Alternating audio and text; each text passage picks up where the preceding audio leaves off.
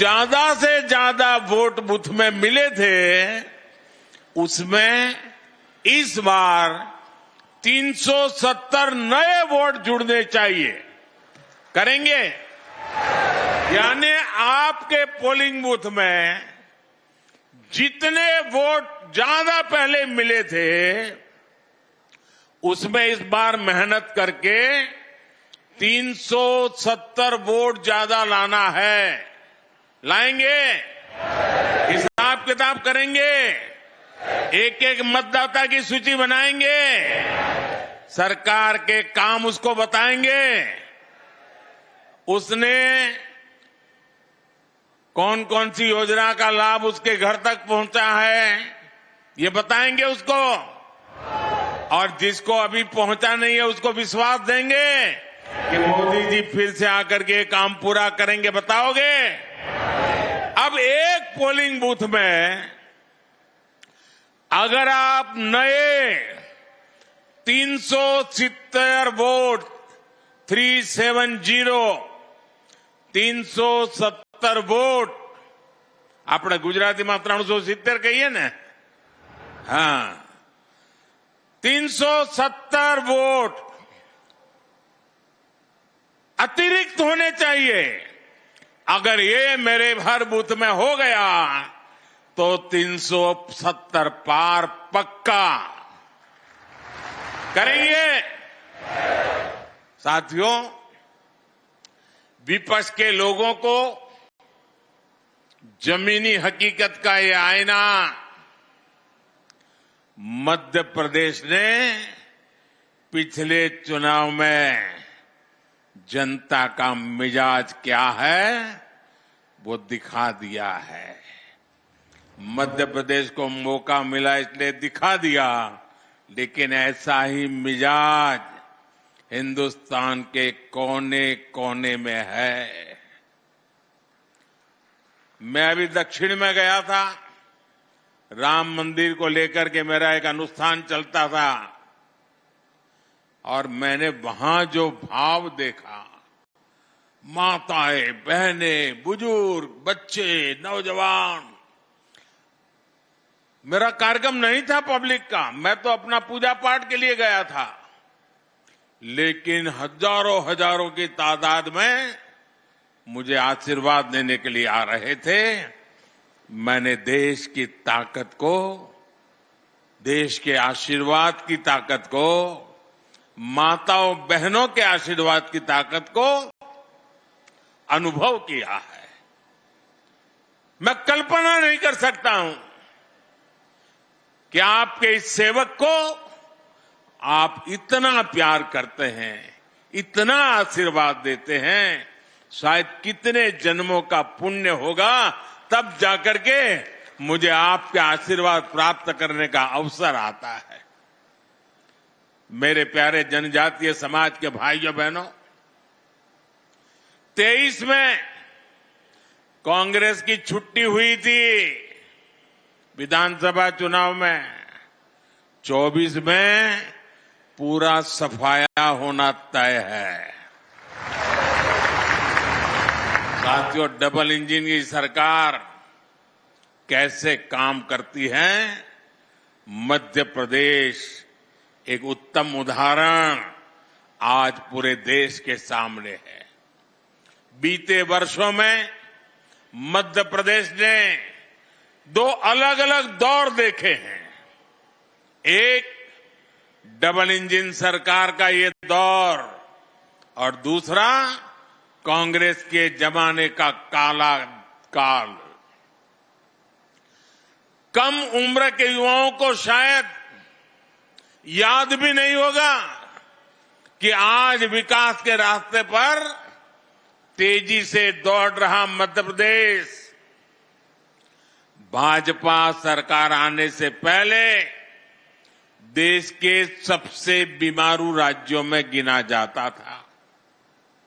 मध्य प्रदेश को बीमारू बनाने के पीछे सबसे बड़ी वजह थी गांव, गरीब और आदिवासी इलाकों को लेकर कांग्रेस का नफरत भरा रवैया, नफरत नफरत नफरत, इन लोगों ने न कभी आदिवासी समाज के विकास की चिंता की, न उसके सम्मान के बारे में सोचा।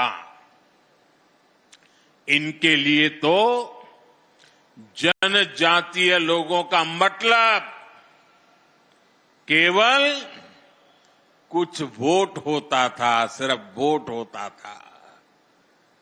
इन्हें गांव, गरीब, पिछड़ा की याद तब आती थी जब चुनाव की घोषणा होती थी।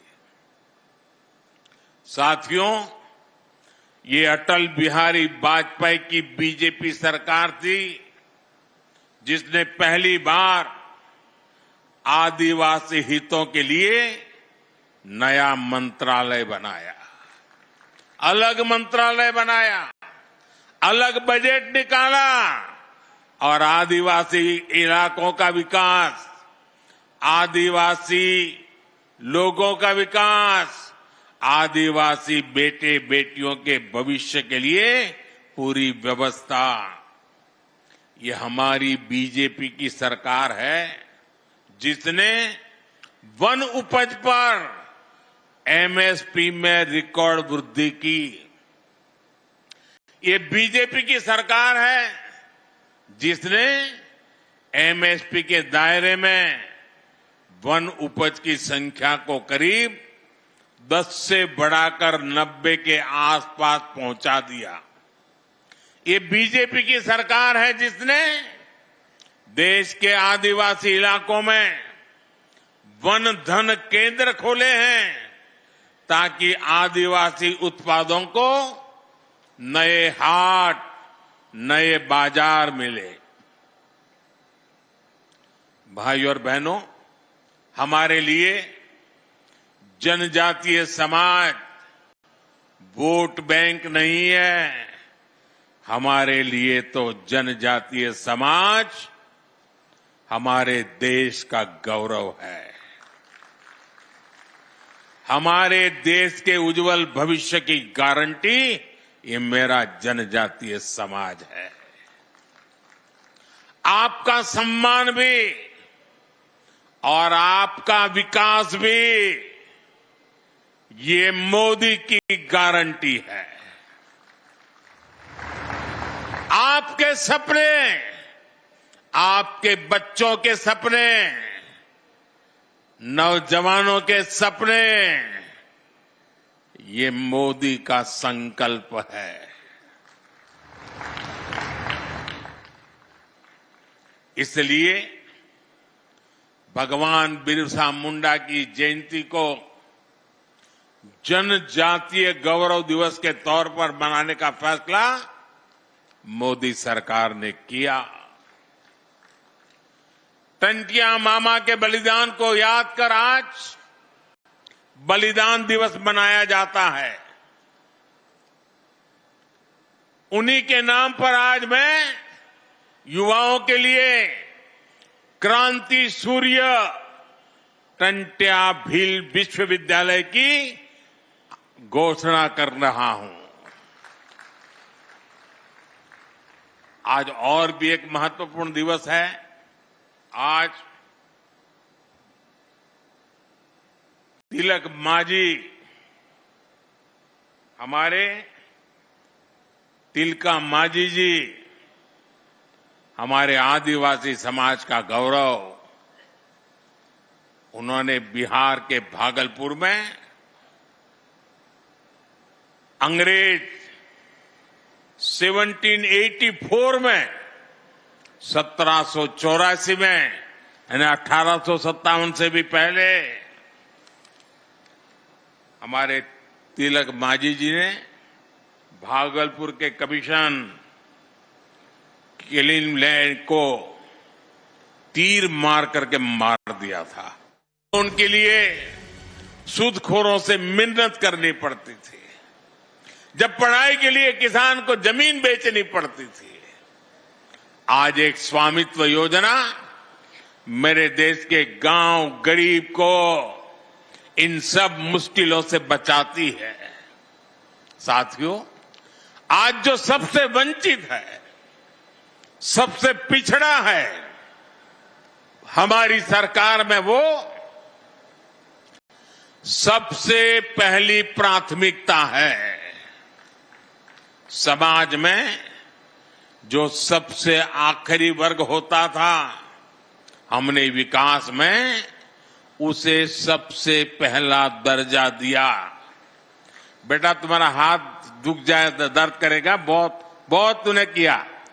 मिल गया मुझे बेटा, मिल गया मिल गया तेरा प्यार, अब तेरा हाथ दर्द करेगा बेटा। अब हाथ नीचे करो, मुझे मिल गया। शाबाश, समझदार हो। जो सबसे गरीब थे, आज सबसे पहले सरकार उनके लिए योजनाएं बनाती है। सबसे आखिरी गांव, सबसे आखिरी वर्ग, ये कौन लोग थे? इनमें से ज्यादातर हमारे दलित, आदिवासी, पिछड़ा, ऐसे वंचित समाज के लोग थे। इसलिए सबसे पिछड़े जनजातीय समूहों के लिए हमने पीएम जन मन योजना शुरू की।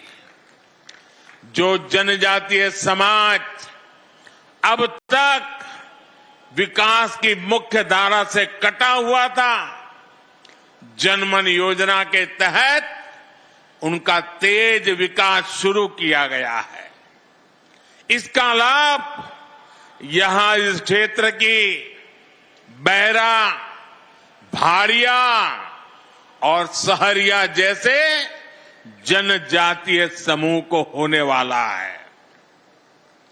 मध्य प्रदेश के आदिवासी बहुल जिलों में हजारों करोड़ रुपए के कार्य पीएम जन मन योजना के तहत कराए जा रहे हैं।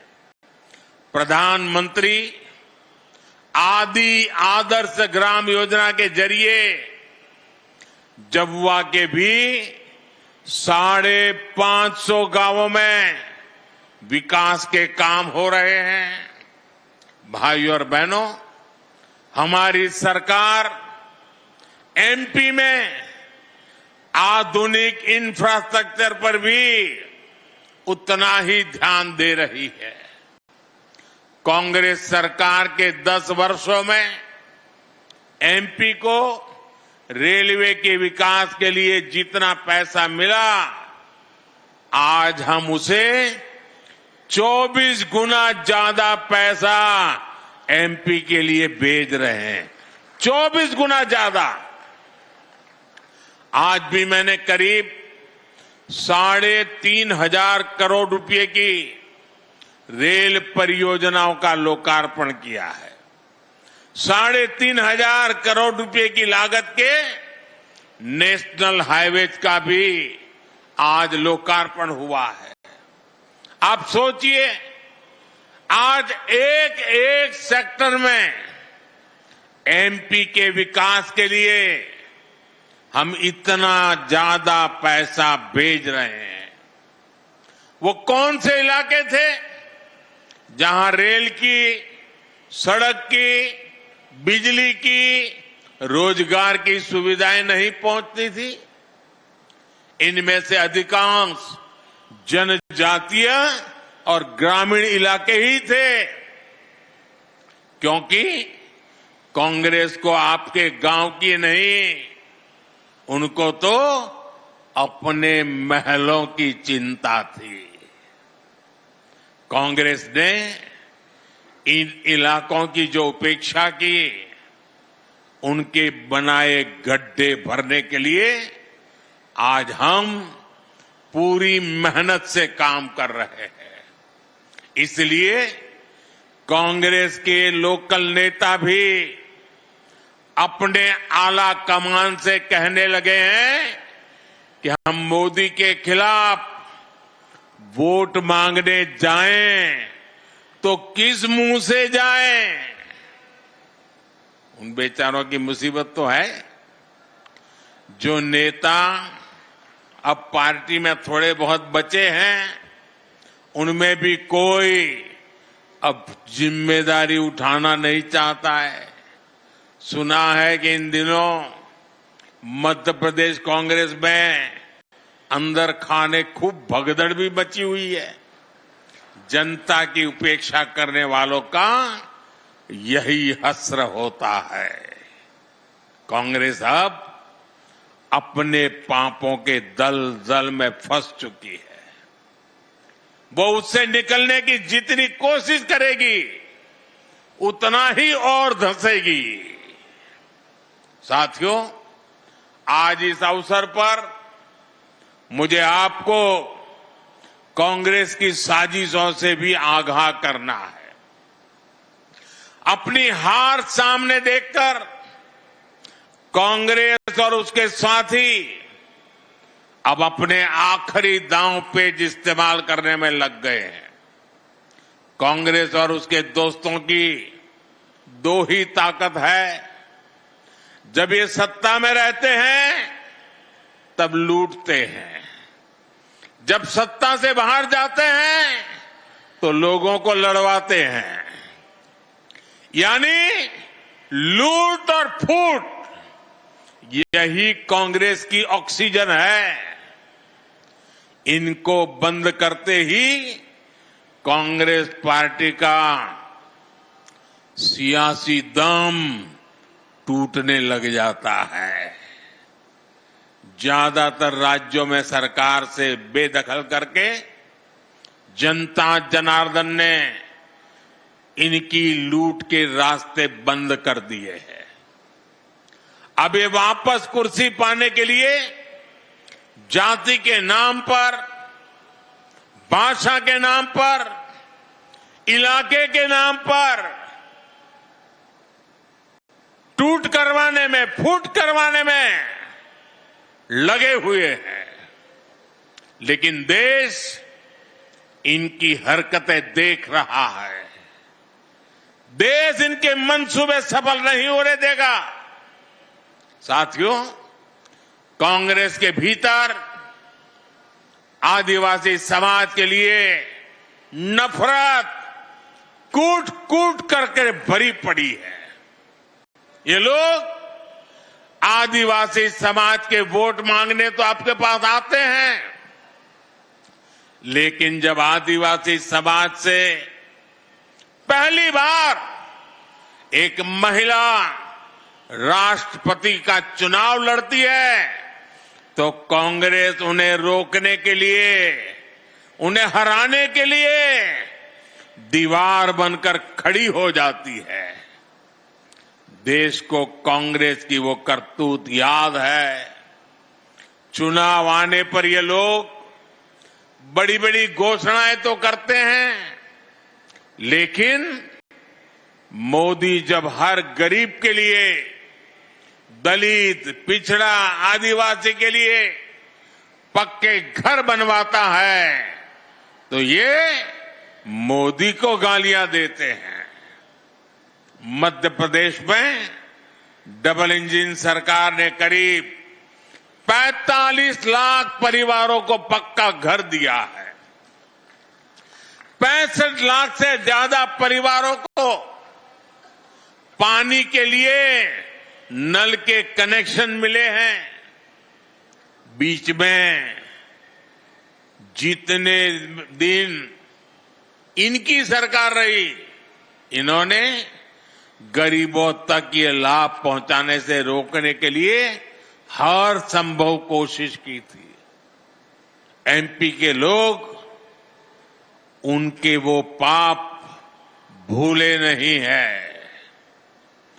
तालवाड़ा बांध परियोजना के पूरा होने के बाद झाबुआ, रतलाम और धार के हजारों गांवों को पानी पहुंचेगा।